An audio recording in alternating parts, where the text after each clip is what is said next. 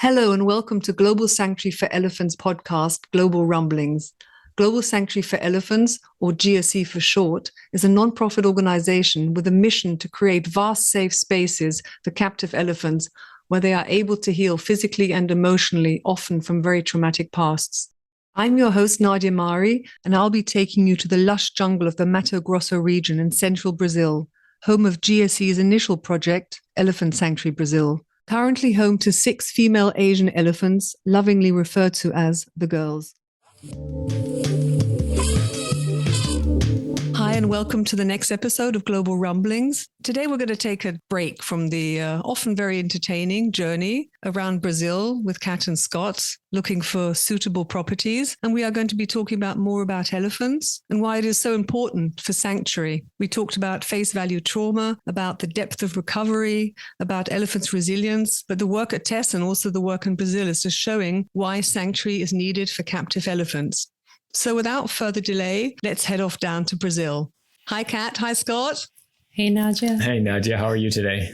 I'm fine. It's spring here in Europe. The days are getting longer. The temperatures are rising. So life is good. Very good. Our temperatures are always rising. I shouldn't say that. It's actually pretty warm today as we go into our fall. Spring and fall for us are actually our hottest times of year. So we're getting to more sun, but also high humidity. So it's a little bit warmer these days, but beautiful. So is it still rain season then? Or? Oh, yeah. Yeah. Hopefully we still have a few more months. Looking out past the sanctuary, there's a storm over to the east. So we'll probably get some more rain this afternoon, hopefully. So this week, we are not going to be traveling around Brazil.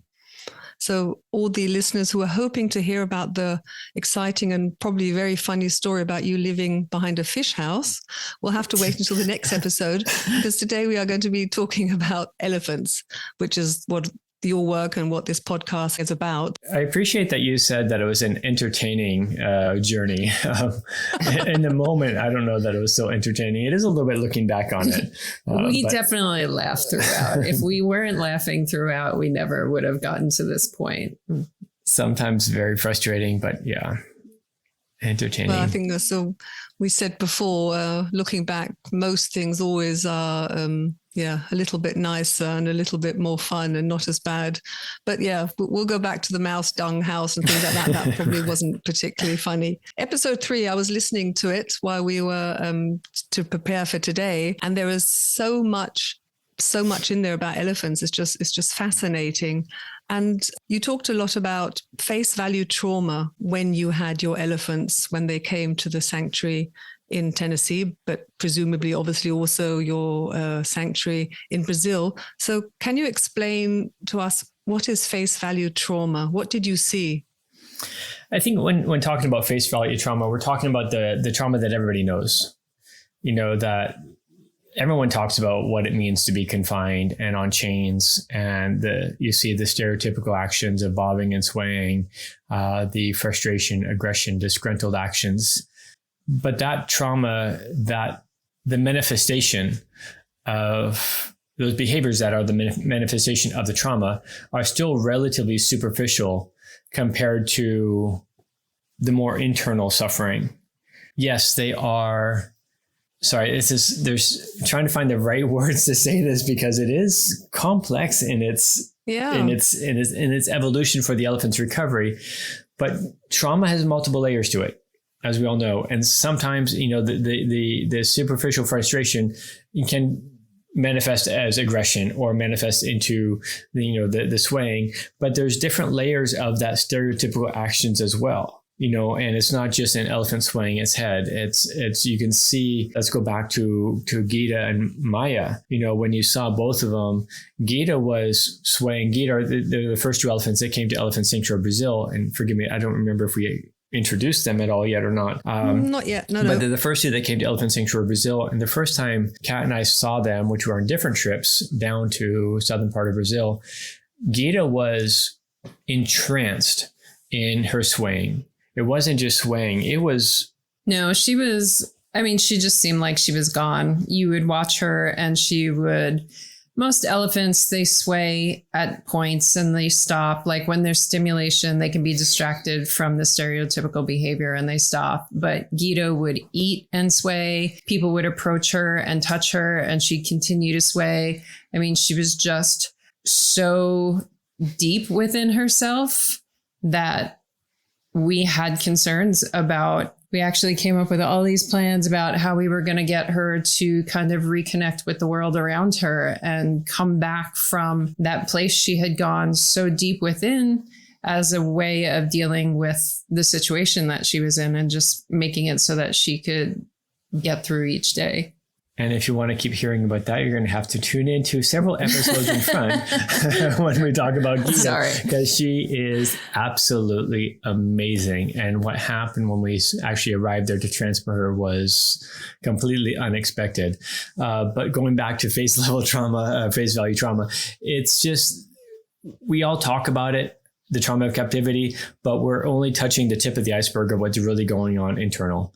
And that's when we started saying with the recovery that we saw at Tess, and now with our understanding of how much they are growing and evolving and how much they can grow and evolve, we're still trying to figure out where that ends. I don't know that there is one, but we're still at the beginning stages of understanding this. And the trauma that really is so profound and impactful is the stuff that is much more deeply rooted. And this isn't like just a conversation for here. This is actually a conversation we've been having with each other for a week and a half, just talking about, and it's not dismissing stereotyping and aggression and all of that trauma. I mean, that is substantial and it's significant, but it's trying to figure out who is actually looking past that. It is people are so happy, the girls have space, they stop swaying, they have a natural habitat, which of course is integral for sanctuary. And it's amazing. And there are so few elephants around the world that have it. And I think it's part of being able to see the day to day and the tiny little changes, but there's so much more. And that so much more is generally the stuff that isn't being discussed, even with those who work with elephants, who have worked with elephants in different sanctuaries. And, the conversation we ended up having was wondering how many people actually see it or recognize it, how many elephants actually go through it, because every sanctuary is not the same. Every recovery is not the same. And what happens at different facilities is different. So on the scientific level, when you talk about researchers and trying to analyze the development of elephants within sanctuary, the formulas that are created in the ethrograms and that are designed are all about the physical activity of the elephants. And I talked to Shirley this morning, one of the caregivers here. In a lot of times they measure recovery of elephants of how much they were swaying or how much they weren't walking, in their old facility compared to how much time they spend exhibiting more natural behaviors, and yes, this is profound recovery in its very physical manifestation, but it is still, and I said to her, how do you then record that look we saw in Bambi over the last 2 months? And she just smiled and she's like, you can't even verbalize it, much less try to quantify it in some way that science would acknowledge. And there's so much that goes on that you can't really quantify, as Kat just said. But what everyone's focusing on is still the relatively superficial. It is, they're not swaying anymore, or very, very little. Yes, they're walking, 100 times more than they used to walk. Yes, they're socializing in ways that they have never socialized, and they're grazing and they're doing all these things that they've never had the opportunity to do before. But these are still relatively superficial compared to the profound recovery of trauma, because trauma is not skin deep. It is is not just the stimulation of a natural environment or the stimulation of a herd environment. It is the recovery of the heart and soul. So Kat said on one of the episodes, nothing is linear with elephants. So if on an amateur level, I would say, okay, the elephant isn't swaying anymore, so that's good. And that is the face value trauma, which is improving. And you're talking much, much deeper now. So if everything, or often it isn't linear with elephants, does that mean that you are seeing changes? So have you then seen elephants who maybe have been healing, or that you're seeing they're healing more psychologically, then suddenly something triggers them, that they go back to this initial face value trauma, so they start swaying again and showing this stereotypical behavior?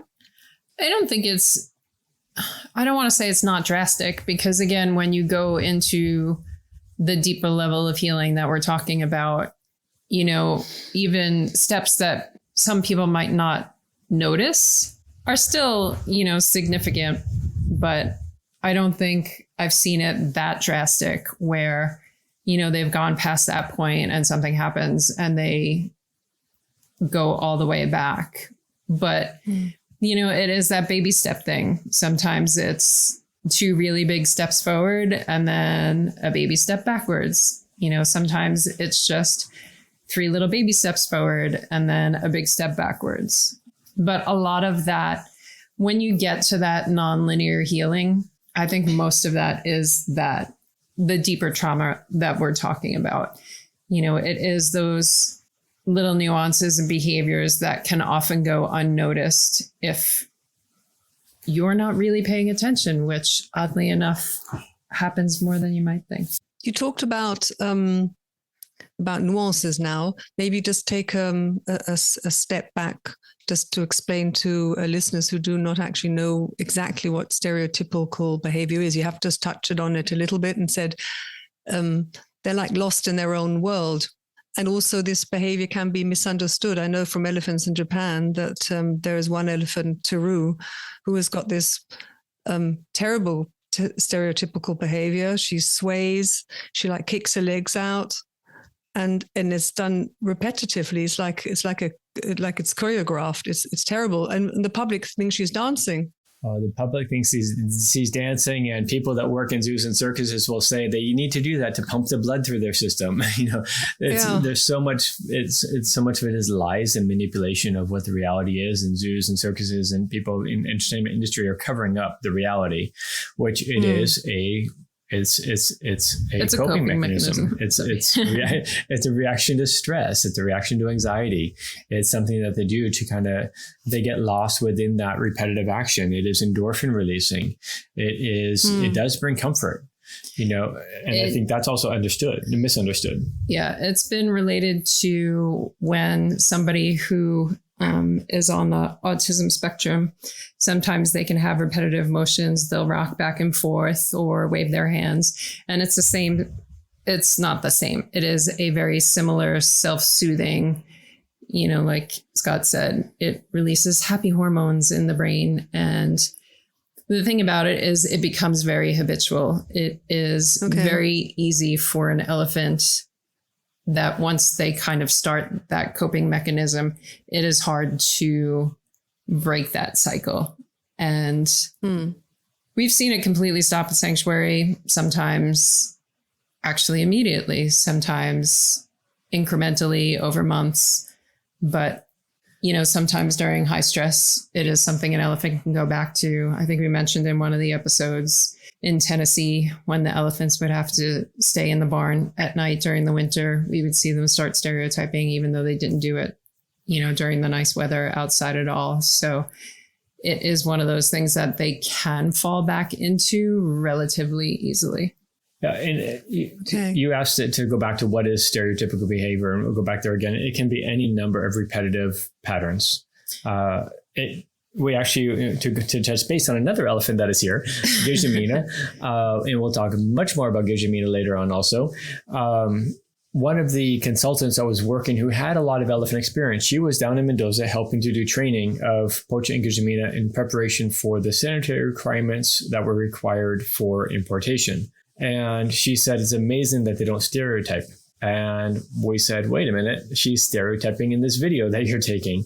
And it wasn't the traditional stereotyping of bobbing and swaying the head or standing in one spot and doing like a little fiddling thing with the trunk. She would do circles. And sometimes she'd do circles and sometimes figure eights. I think the figure eights were actually a little bit deeper. And the circles were a little bit more superficial in terms of where she was in that stereotypical pattern. Yeah, the figure eights, she would lead with the head and do that whole. Yeah, and there's a different intensity to it at different times. And the leading with the head is something you actually see with males in must, which is another topic for another episode. There's so much to discuss here. But, with males, there's just an intense energy to it. So the leading with the head, it's just, putting their whole body into every step with more force, more power, more frustration. Stereotypes can be multi-step. It sounds like the one elephant you're referring to in Japan does that, where they do like, they'll sway back and forth and they'll kick out their leg, brush their leg backwards, touch something, and then sway. And then it tends to be the more complex the stereotype is, the longer they've been doing it, or sometimes the more intense, it can be both, the more intense it is. Same thing with speed. Usually the faster is much more intense. But there's definitely different degrees and different manifestations of how it can happen, but it is that repetitive motion that is used as a coping mechanism. And to go back to the elephant in Japan, only because we've heard this before also, people will say this elephant's too far gone. Not true. Their elephant's too far gone to recover to sanctuary or to adapt to sanctuary. Completely not true. Or at least we have never encountered an elephant that was in that scenario, even some that have been incredibly confined, isolated, malnourished, mistreated, and it was unhealthy, unsocialized. I mean, like Gita stereotyping, she must have stereotyped about 98% of her day. Yeah. And just to go back to Gita again, that stopped immediately. There wasn't a transition from that. Amazing. I remember when episode 3, you said you talked about Bunny, one of the elephants in Tennessee, and I must say when I re-listened to that, it filled me with great hope, because you said that she had been alone for 40 years of her 47 years, and that you had never until then had an elephant who had been solitary for such a long time. And within 24 hours, she was there. She was part of the herd. She was so elated with the words that you used. And you said that she was so full of joy that she actually trumpeted so much that she burst the blood vessels in her nose and she had a nosebleed. And I just thought that is just so important for everybody who is saying, as you have said before, your critics, elephants can't be moved, they'll never adapt, because I thought about all the solitary elephants, not only that we are covering with elephants in Japan, but also Lucy, and then Kavan, who has been, he's 2 years now in Cambodia Wildlife Sanctuary. He was rescued, and that there is hope. It's never too late to give these elephants a chance at the life that they deserve. We have often said, and it goes back to a conversation, I think this came up in a conversation at the Buenos Aires Zoo when they were talking about some change for their elephants. And we said, take a chance on success instead of living in fear of failure or living in fear of it not working. And all the reasons why elephants are not moved is because of fear of what might go wrong. But all those fears are not warranted or not merit and don't have merit based on what we have observed, not only here, not only in Tennessee, but in California. For that. Absolutely zero support. There's zero data that supports the fear or the doubts that are there. They're not going to adapt. They won't survive transport. All these things that we've said over and over and over again. But if you take a chance and give them a chance for recovery, they will absolutely amaze you. And I mean, we're not going to go into the stories now, but Sissy was said to be antisocial, autistic. She was a killer, so on and so forth. She was the sweetest herd mate who was so giving of herself when she was with other elephants.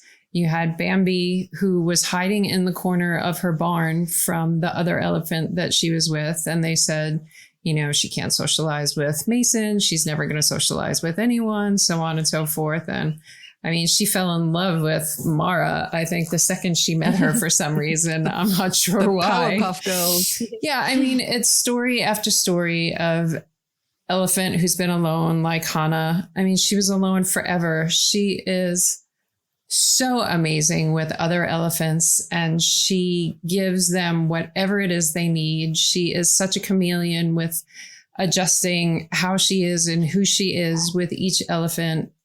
I mean, and this is an elephant who spent her entire lifetime together. She's possibly 75 years old, and she comes here. She wasn't great with Maya and Gita when she first met them. She wanted friends so badly, and they kind of shunned her a little bit. She was actually great with them. They weren't great with her because she was so pushy about it. She wasn't so needy. Yeah, that's the thing. She wasn't great in that she wasn't reading the room. You know, they're like, listen, kid, you're a little bit much. You need to slow down. And she's like, coming through. I'm going to stand right between the two of you. You know, so she just wasn't taking any of the hints. So they kind of shunned her a little bit. And that was the lesson, I think, a big part of who she is now, realizing that, you know, sometimes it's not about what you want, that when it comes to living in a herd, you have to adjust to what is best for others. And I mean, she's phenomenal. And again, story after story of elephants that prove all of that wrong, yet none that prove it right. But facilities continue to say the same thing over and over again because they can. So are these then the nuances you are talking about that in episode 3, you said that the level of complexity, the discussions you are having have changed. They changed within tests, but they have definitely taken on a different level in Brazil. So face value trauma is obviously what you can see straight away, physical damage, and then the psychological, which is visible through stereotypical behavior. So the nuances, is that something like what you just mentioned, Kat, or you just said, Scott, that Bambi's face, you know, is lighting up. She's got a presence. Are these the nuances that you are looking for? Yes, and so much more. No, truly, there's in. Damn, I feel like I got it. You know, we are, now that we've been doing this for a long time, and we are still amazed by the detail that they express. The way they evolve, and the little subtle changes that actually are very meaningful, and the importance of our responsibility to observe those and to grow with them. You can actually slow their growth down by not recognizing that they're moving forward. They're changing, they're evolving, just as every relationship, every individual does. And if you still see them for who they were even 2 weeks ago, then you're holding them back.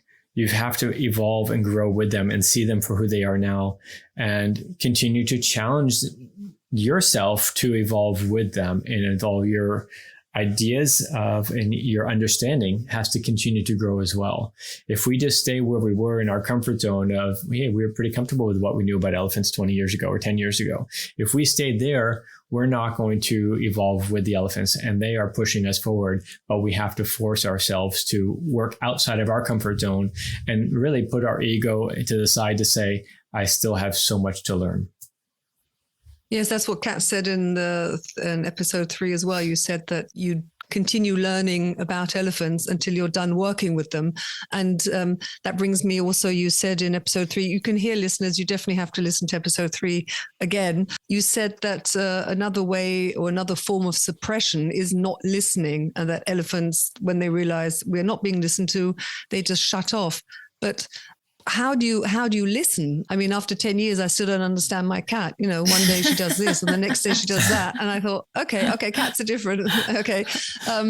But I mean, an elephant is so large. So is it facial expressions? Is it like, I'll say for my cat, I know if she twitches, it could be she wants to play, but it could be that she's about to scratch me because she doesn't want me to stroke her anymore. So what do you look for in such a large animal? What are the nuances? Is it the eyes? I mean, it's everything, unfortunately. I know you want a simple answer. All of that and more. But it's not going to happen. Anybody can, and you'll understand why I say this in a second. Anyone can take care of an elephant. Anyone can throw hay to an elephant. Anyone can put food down. Anyone can do the basics with an elephant. That's not the hard part.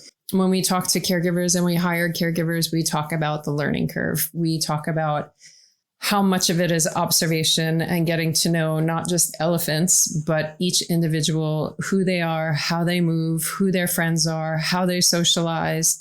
It's everything from their noises to their expressions, their facial expressions, what it means when one elephant turns their back to another. It's like that thing of people ask, what does it mean when an elephant flaps their ears? It's like, well, I can only relate it to when a person smiles. What does it mean when a person smiles? Are they happy all the time? No, they could be covering something up because they're not happy.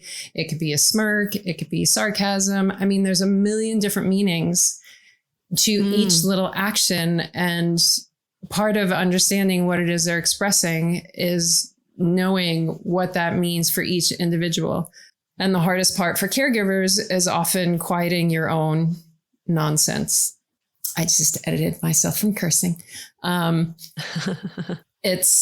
We all come with baggage. We all have life stories that shape the way we see things. Some people are more protective. Some people are more relaxed. Some people have had certain relationships that color the way they see other relationships. Whatever it is, we all have stuff that we bring into the way we see the world. And it's the same with elephants. And one of the hardest things is to kind of shut off your own filters and your own ideas of just going to an easy, oh, she did this, so it must be this. And shutting all of that off and actually sitting there and watching them. Trying to understand them, a big part of it is having to shut yourself off. And so much of it is just quiet observation and really letting them, not literally, speak to you and being open to what they're conveying. I don't think it's much different than a human-human relationship. Okay. You can see somebody superficially, or you can quiet yourself and really feel them. Not touch them to feel them, but feel their energy, feel their vibe. I think we understand what you mean. So when you say quieten in your mind, you mean you don't you actually really, that's a very interesting thing, because it's a lot about presence and very, very spiritual. So you mustn't interpret what you think you're seeing, but with the baggage, as Kat said, that you brought with you. So you're not actually interpreting, you're just actually watching it and letting it show itself to you without you interpreting what it is. And not wanting all the answers all the time, which is a huge problem for humans. People want to define everything, and people want to know what it is and want to label things. Yeah. And many times we don't know until maybe 3 weeks from now what the behavior was actually about. And keep your mind open for those possibilities. It's like that human thing of, how some people don't actually really listen. Like as soon as you get a sentence or two in and you say something that they're already formulating their response in their head of what they're going to say back to you. It's similar. It's, just quieting yourself, which is really hard for most people to do. And to get back to what are those nuances, it is everything from just how it feels in that moment. You can walk into a room and feel if there's a good emotion or a heavy emotion. It can be a party, but maybe somebody just told a bad joke and you kind of have that vibe that something went quite right, even though it's a happy environment, something's still a little bit off, and you can feel that, you can perceive that. And it's kind of the same thing with elephants. You have to, what is that vibe? But also be careful, as we said, don't label it right away. Be open to it. Watch the facial expressions, watch the nuances in the emotions. Geisha changes on a daily basis. She may look like she's doing the same thing, but there's a total different vibe to what it is that she's bringing into the picture. The elephants perceive it long before she gets there, and they respond differently. When she's 30 yards away, 30 meters away or more, they start to respond differently, whether she's in a really easy place or she's in a little bit of a hard place. They're already changing their behavior long before she arrives to the direct scene. And there's a lot happening with them, with that vibration, with the energy, with the feeling of what's out there. But then there's also just the nuances of expression. the facial expressions, the Faces ear flap, tell a lot.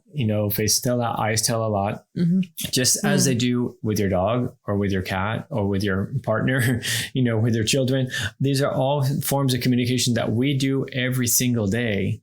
They're just applying it to a different species, but they're still a species that is even more intricately communicative than we are. So we have to try to adapt to those nuances. And when you start seeing those nuances, that's when they really start to communicate more and start to show you more of who they are and feel comfortable. Yeah, because they absolutely notice when you are seeing what they're trying to communicate. And the more you see, the more they communicate back. And that's when, you really start to make progress with some of these elephants, and why it's so important and something we encourage in them as soon as they get here. Communication is a big thing because it is integral for their recovery. Yes, as you said, you ended episode 3 and you said that when they actually realize that you're listening and you're trying to understand, it's like a light bulb going off. Yes, such a fascinating and such a complex topic that we can talk about for episodes, and we will be touching on this subject again. But before we get cut off, we've got 4 minutes left. I'll say goodbye and say thank you. Thank you for your time, and yes, for all this interesting information. It's just so amazing. Thank you again, Nadia, and for helping us create this opportunity to share some of this, because it's fascinating even for us who are living each day. It's still really intriguing, and I think it's a huge part of what keeps us so involved with creating this space for recovery, is because we know how powerful it is and how much we still have to understand of what they're capable of. Okay, well, have a great week, and thanks for your time. And yes, we'll catch up next week then for another recording, or whenever your time permits. Okay, thank you. Thank you. Bye, Nadia. Okay. Thank you, Nadia. We'll talk soon. Bye. Bye. Okay, listeners, thank you so much for joining in today. We hope you enjoyed the episode. If you did, do subscribe, and to make sure that you never miss another episode. And also, please do leave a friendly review or rating to make sure that this podcast is shown to more people, and that the wonderful work of Global Sanctuary for Elephants is spread into the farthest corner of the planet, to make sure that we are doing all that we can to help and support captive elephants. So until we meet up in 2 weeks' time, take care.